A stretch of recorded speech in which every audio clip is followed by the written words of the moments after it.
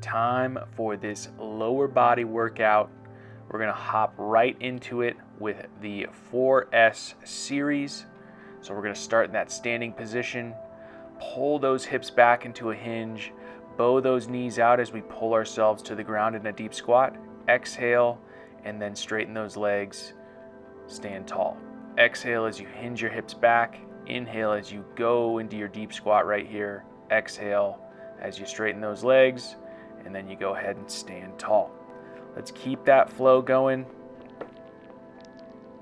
at your own tempo here, really working to just get in tune with your lower body here, getting into those hips, seeing how those knees are moving today, waking up those feet and ankles, and taking as much time as you need in each of these positions. We are running through it a little bit quicker today. Let's go ahead and wiggle that out right here, just getting a little stretch from side to side. And we're gonna go ahead and stand it up. And we're gonna take this right into a calf raise right here. So you're gonna go ahead and press on up into a calf raise right here, activating the calf.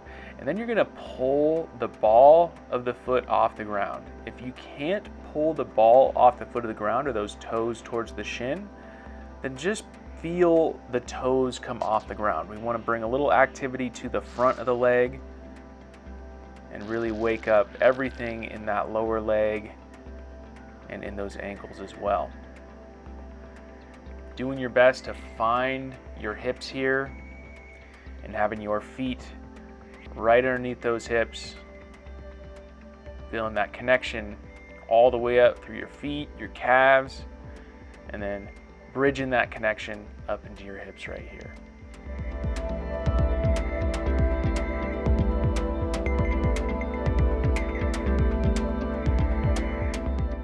All right, go ahead and rest those lower legs right there. We're gonna widen the feet out just a bit here, chop the hips back, hands on the knees, and we're gonna go into some active knee circles here. So really looking to create a circle with your knees here, but you're gonna feel this in your feet, your ankles, and your hips right here. So it doesn't matter what that circle size is right now, really focusing on how to stay active through that whole lower body here and open up everything in that lower body. Let's go ahead and reverse directions here, keeping that activity up. Yes, the knees are what's moving here, but we really can dial in the rest of the lower body here and get so much out of this. So as you get fatigued here, really zone into the movement and feel that connection all the way from the feet through those knees and up into those hips. Definitely gonna get these cooking right here. Keep it rolling here for just a few more reps. Awesome. Rest, shake out those legs. We're gonna go ahead and take it into a simple squat. So what I want you to focus on here is pulling back through the hips and then sinking into that knee bend right there. Sometimes the focus can be a ton on that knee bend right there and missing out on the activity through the hips. And really everything comes from the hips right here. So let's go ahead and reach those hands out in front of us, pull those hips back, and really make sure that we're getting the whole body involved right here. As you start to go through this, you may notice, hey, I'm getting a little bit more active, feeling more connected.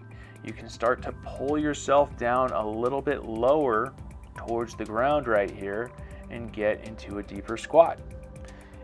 Focus on what you can do in the squat here. And if that means pushing yourself a little bit deeper into the squat, go for it. If not, keep going with what works for you right now and know that that range will improve over time. Let's keep it rolling here for a couple more reps.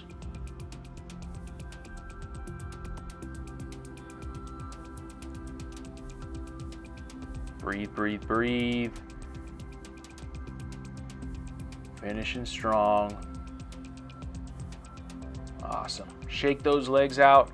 We're gonna go ahead and widen those legs out right here and pull those hips back into a wide stance hinge. Bringing the hands out in front into a little sphere, pressing those digits together. We're gonna pull ourselves, press ourselves, it kind of is both in this, to one side, so a lateral lunge, staying low and switching sides right here.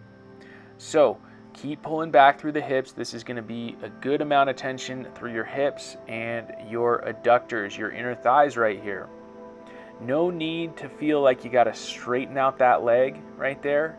We wanna focus again on that connection, that active range that you're working through here, and no reason to strain anything. Simply focus on where you're at here. Now, when you're loading on that leg, right, that bent knee right here, we really wanna focus on pulling back through here. So we're gonna pause, breathe right here, hold that position, and then switch over to the other side, hitting this for about a 5-second pause here as well. Continue to pull back through the hips, drive that foot into the ground, passing back through center right here. Take one nice deep breath right here. Pull back through the hips. And we're gonna go ahead and stand tall. Feel free to take this time to shake it out. I know that one can be a lot. Next up, we're gonna hop into the locomotive back lunge. So because this is a locomotive pattern, we're gonna incorporate those arms, a little rotation through the body. So stride back with one leg and then bring that same side arm up. So that way we are getting that cross body pattern dialed in right here. Sinking into that front leg and then sinking that back knee down as well. And what you might notice here is a little bit of that forward hinge here as well, that chop at the hips. That's what we want when we're going through a locomotive pattern here. So I highly encourage you to feel that loading here more through the back side of the body as opposed to the quad. Of course, there's going to be some quad involved here, but we want to bring that focus to the back side. Finishing up this round here, really strong with just a couple more reps. Dialing in that whole body. Awesome job. Shake it out. Take a few breaths. We're going to come right back to those calf raises here in just a moment. So get those feet set. Let's go ahead and activate the calves right there, and then activate the anterior tib, that front of your leg right there. You don't need to know that, but I just want to give you some terms in case you hear that elsewhere. Strong through that whole lower body. Again, we're focused on that connection. It's not just about getting that calf balled up. Yes, that's going to happen, but we're really focused on that connection where we're feeling it through our whole lower body here. And that lower body is going to set up the upper body here as well. So keep those eyes up, having nice posture through the upper body here. And even though we're not working a ton of the upper body here, we can certainly incorporate it in the movement. All right, chopping those hips back. We're in those knee circles. And now we can focus on sinking into that knee bend a little bit more. I want to reiterate here that a lot of that knee bend right there, the capability of the knee comes from the supporting joints. So that's going to be the ankles right there and the hips. So making sure we're active through those feet, active through those ankles, and then feeling some of that rotation carving up there in the hip here as well. Just sinking yourself a little bit lower, seeing what that feels like, and gradually get deeper and deeper into your legs. Let's go ahead and reverse directions on the knee circles. One thing I really like to do here as those knees bow out, I sink deeper into the knees, and then as I go internally with those knees coming back, I really pull back through my hips, ensuring that the rotation is happening in the hip as opposed to putting a ton of stress on the knee. Connecting those dots of the lower body right here, just a few more reps. All right, let's go ahead and rest, shake those legs out, and we're gonna go right back into those squats right here. So here you might notice that I'm using a different arm position. Okay, so you could reach those hands out like the first set to really offset the or offload the backside of the body, or you can use something like this.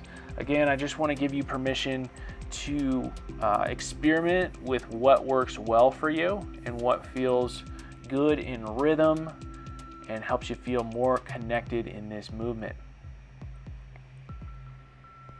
Again, we're taking, a good tempo with this, but we're taking it at a nice controlled tempo so we can focus on feeling the movement here, getting deeper into the hips, and then really integrating some of the knee stuff that we just worked on earlier.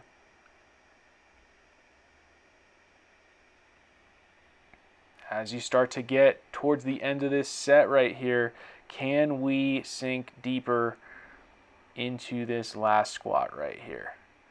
All right, shake those legs out. Great work. I had to go ahead and flip my mat over because it was honestly burning my feet.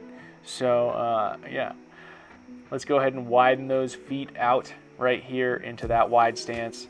And then again, we're gonna chop those hips back, finding the backside, reaching the hands away from the hips. Once we're there and we're low, we're gonna go ahead and press and pull from side to side right here. So I'm really thinking of absorbing that load on that leg that I'm bending into right there, and then pressing away through that foot and that lateral line of the body when I straighten that leg out.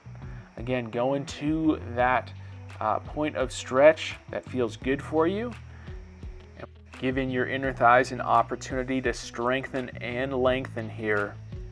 No reason to overdo this movement just to simply lock the leg out. Let's go ahead and hang out on that one side right here, taking some nice deep breaths as we pull back through the hip, drive that foot into the ground, own this position, staying low, shifting over to the other side. Again, going into that hold, breathing here, making that connection through the whole body here. Passing through center, holding in center, breathing, and then standing on up, and we get to shake the whole body out right here. Lastly, we're going to finish off with that locomotive back lunge here. Okay, so we're going to take that stride back, feel into that rotational aspect of the lunge, and then making sure that we're loading through the hips here, feeling that hip crease. Now, one thing you might notice here is a weight shift from side to side. So that leg that's forward, you may notice that head comes over that knee. That is awesome, all right? There's gonna be a natural shifting right there, maybe a little rotation into that side, and we wanna embrace that, okay? Not to the point where we're unstable, but to the point where we're feeling that loading and connection on that side. Keep this rolling here for a couple more reps, feeling that natural rotation of the locomotive pattern. Let's go ahead and rest, and we're gonna wrap things up here with that 4S series we started with. Chopping the hips back, pulling yourself down into the deep squat, exhale, straightening the legs, and then standing up through the spine. Really focusing on staying in those hips the whole time right here.